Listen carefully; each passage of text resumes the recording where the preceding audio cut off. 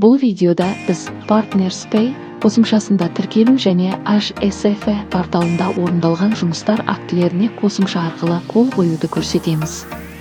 PartnerSpay қосымшасына App Store немесе Google Play арқылы жүктеп алыңыз. Орнатылған қосымшаны ашып қарапайым тексеруден өтіңіз.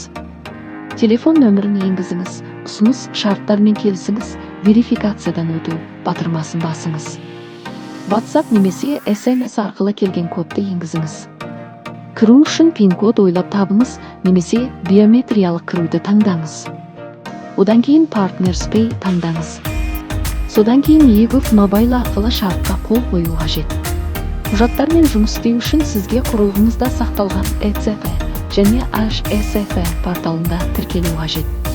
Қосымшада құжаттар HSF баптау бөліміне өтіңіз, бастау параметрлерін орнату басыңыз.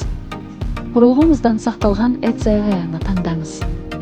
ECF кілтінің құпия сөзін енгізіңіз және қол қою батырмасын басыңыз. HSF құпия сөзін енгізіңіз. Сәтті авторизациядан кейін баптау аяқталды. Құжаттарға қол қою үшін құжаттар сервисіне өту қажет. Атқарылған жұмыстар актісі бөліміне өтіп құжатқа қол қою керек.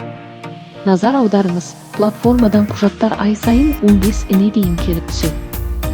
Сәтті қол қойылғаннан кейін құжат тарих бөлімінде қарауға қолжетімді болады. Егер сізде қосымшаға кіруде қиындықтар туындаса, авторизация экрандағы көмек қажет дегенді басыңыз. Ал егер сізде жүйеде жұмыс істеу бойынша сұрақтарыңыз болса, жоғарғы оң жақ бұрыштағы құлаққап белгішесін басыңыз. Біздің қолдау көрсету командасы әрқашан байланыста. Назарларыңызға рахмет.